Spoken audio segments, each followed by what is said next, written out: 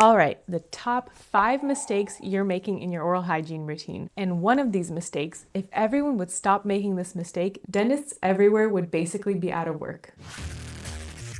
Number 5, thinking you need a top-of-the-line electric toothbrush or top-of-the-line anything basically. Here's the thing. Sure, the latest Sonic toothbrush model is going to have all these cool features, AI stuff and Bluetooth connection and 6 different cleaning modes, but it's not necessary to achieve great oral health. Listen, I went from horrible teeth in childhood to great teeth in adulthood just using a manual toothbrush and regular string floss. Don't get me wrong, there are great products out there that could help contribute to good oral health, but it's more about how you use what you already have. It's kind of like driving a car. You know, if you don't know how to drive a car, getting into a Formula One race car isn't going to help matters. Maybe the analogy doesn't translate perfectly, but the point is, I've seen some patients' mouths that are just looking subpar, to be honest, and they're using all the top-of-the-line products like electric toothbrushes and water picks and whatnot. And then I've seen some patients' mouths that look absolutely immaculate, and all they're doing is using a manual toothbrush and some regular string floss. So bottom line, again, it's how you use what you already have. If you guys need a refresher on how to brush your teeth, whether it be with a manual or electric toothbrush or how to floss, I have videos on my channel that I made demoing on my own teeth how to do that. I'll leave links in the description below if you guys want to check those out. Number 4, overcomplicating your oral hygiene routine. Guys, I'm aware there are a lot of tools and products out there, but before you dive into the water picks and all the mouthwashes and fancy AI toothbrushes, you gotta get the basics down. Again, I've had patients who would spew out a whole list of things that they're doing with their oral hygiene routine, and their mouths just don't look that great. And so I asked them,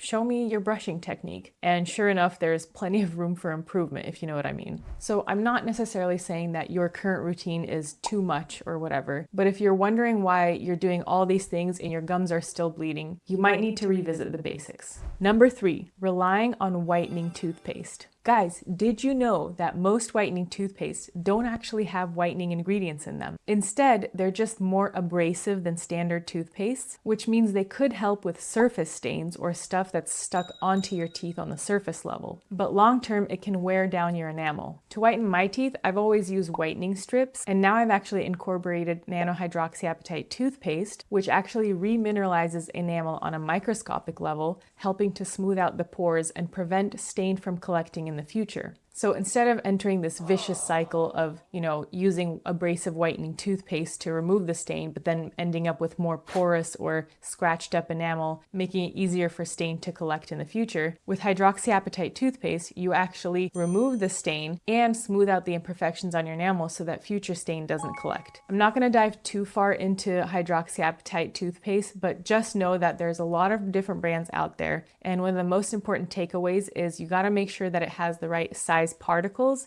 and the right concentration. Lots of brands out there don't follow the science, but just know that you need to have nano-sized particles at a concentration of 10% in the final product for it to be most effective. I've made videos on hydroxyapatite as well on my channel. I'll leave a couple of links in the description below, or you can just type in Ask a Hygienist hydroxyapatite. Anyway, number 2, using natural remedies to treat serious issues. Guys, don't get me wrong, I love holistic health. I'm one of those super crunchy moms who makes their own dish detergent and reads the labels on every single thing. My fridge is stocked with organic produce and all the things. But let's be honest, clove oil is not going to fix a tooth infection, and charcoal is not going to rebuild your enamel. So although I'm a big proponent of natural remedies and tools to support your oral health, these tools will not replace professional help if that's what you actually need. See, the problem is if you try to treat an issue naturally, say like your tooth hurts and you start using clove oil or oil pulling or something, you'll come to find that it doesn't work, you start experiencing more pain, and once you do eventually visit the dentist, your problem becomes 10 times worse than it was in the beginning. So if you have a toothache or you look in the mirror and your tooth is pretty bombed out or something, at least go to the dentist to get it evaluated. You don't have to commit to anything, but at least see what they have to say. All right, and lastly, the number one issue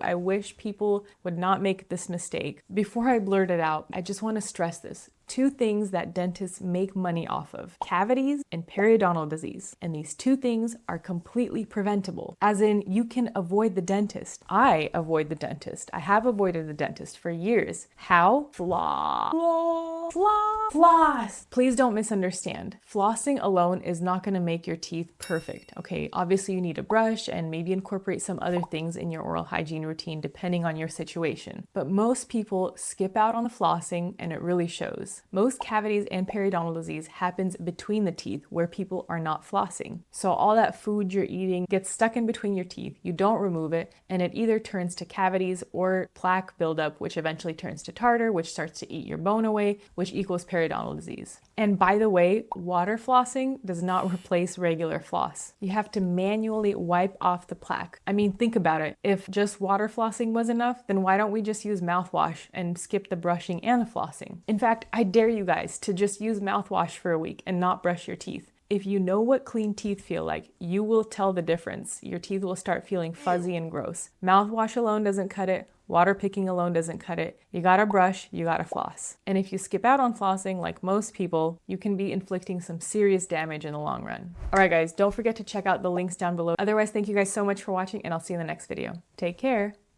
of your teeth.